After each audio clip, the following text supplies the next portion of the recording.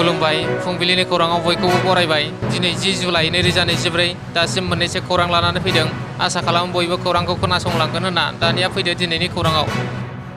गिबि खौराङाव दङ गुवाहाटि नोगोरमानि गुरसक पुलिस थानानि मोनसे WGPD हानजाया गंसे एटिएमखौ सिफायनो नाजानायनि दायाव सासे लाइमोनखौ खादों।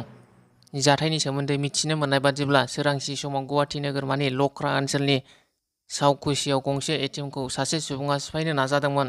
उननि समाव एटिएमखौ सिफायनो नाजानाय जाथायखौ मिथिनानै गुरसक पुलिसआ संदानायनि उनाव 19 बोसोर बैसोनि मानबज्योति शर्मा मुंनि सासे लाइमोनखौ खादों। हमजानाय एटिएम सिफायनो नाजाग्रा मानबज्योति शर्माखौ नलबारि जिल्लानि बेलसर थानानि सिङाव थानाय गान्दिया गामिनि प्रणब शर्मानि फिसाज्ला होननानै पुलिसआ फोरमायदों आरो बे बिथिंनिफ्राय बांसिनै मिथिनो थाखाय सेबगासिनो दङ होनना पुलिसआ मिथिहोबावदों। नैथि खौराङाव दङ मोनसे बाखनायथाव हाबाफारि।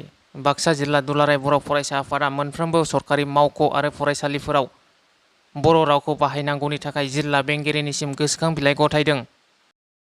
थामथि खौराङाव दङ मुंदांखा डक्टर प्रदीप नार्जारी देवखौ खौरां लाहैदों। गुवाहाटीनि हेल्थ सिटी देहा फाहामसालियाव थुक्राझार क्रफ्ट्स मेम'रियेल देहा फाहामसालिनि मुंदांखा डक्टर आरो सुबुं अनफावरि डक्टर प्रदीप नार्जारी देवआ फाहामथाय लागासिनो। फाहामथाय लाबाय थानायाव आसाम आयेन आफादनि बुंथिगिरि बिश्वजित दैमारिया खौरां लाहैदों। ब्रैथि खौराङाव दङ सानफा एफा बर' समाजनि लाइमोन हिन्जावफोरा गोमाबाय थादों। टंला नाग्रासारा गामिनि 17 बोसोर बैसोनि देंखोस्रि बसुमतारिया गोमाना दं।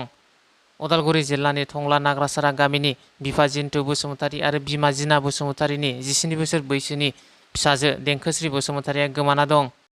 देंखोस्रि बसुमतारिखौ नागिरनानै हालाय-हाफाय जानांदों बिफा जिन्तु बसुमतारि आरो बिमा जिना बसुमतारिया।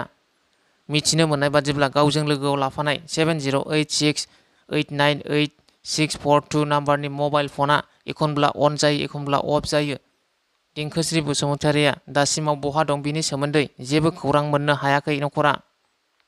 बेनिखायनो सावगारियाव नुनाय देंखोस्रि बसुमतारिखौ सोरबाफोर बहाबाफोर नुसनबायोब्ला 9707007018 नाम्बाराव खौरां हरनो थाखाय देंखोस्रि बसुमतारिनि नखरा रायजो राजाफोरनिसिम खावलायदों। बाथि खौराङाव दङ एसियानि बयनिख्रुइ गोजामसिन डुरान्ड काप 2024 क'क्राझाराव बोहैथि दाननि फैबाय थानाय 14 जुलाइनिफ्राय ट्रफि दिन्थिनाय हाबाफारिया रायजोनि गेजेराव जागायसिगोन। डुरान्ड कापनि साखाफारा जानायखौ साइ स्टेडियामाव मैया नायगिदिंहैदों बिटिआरनि CEM प्रमद बर'आ। द'थि खौराङाव दङ मोनसे जिंगा सिथावना खौरां।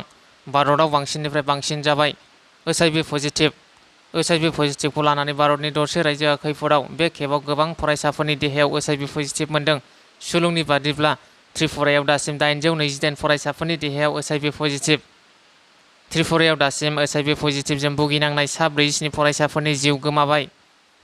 सरकार आरो सावस्रि बिफाननि सांग्रांथियावबो त्रिपुरानि गुबुन गुबुन फरायसालिनि फरायसाफोरनावबो HIV पजिटिभ मोनदों। त्रिपुरा एड्स कन्ट्रल ससाइटिनि सुलुं बादिब्ला त्रिपुरानि गं 220 फरायसालि, गं 24 कलेज आरो मुलुगसोलोंसालियाव HIV टेस्ट खालामनाया सोलिगासिनो। नाथाय टेस्ट खालामनायनि गेजेरजों फरायसाफोरनि देहायाव मोननो हादों 828 फरायसाफोरनि देहायाव गिथाव-बाथाव HIV पजिटिभ। सावस्रि बिफाना फोरमायदों नखरनि दिथागिरिफोरा गथ' गथायखौ जोथोन लाखियैनि जाहोनावनो बांसिन HIV पजिटिभ जादों।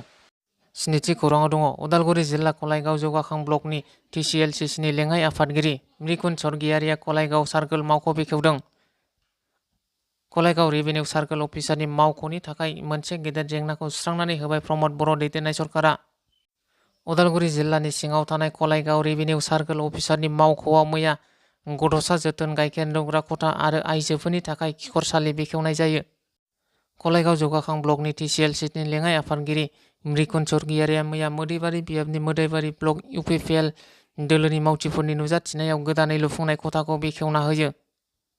बे हाबाफारियाव सार्कोल अफिसारनि मावख'नि मावफारियाफोरजों लोगोसे मोदैबारि ब्लक UPPLनि आफादगिरि पबित्र बसुमतारि आरो खुंथायारि नेहाथारि जगत देखाया बाहागो लादों।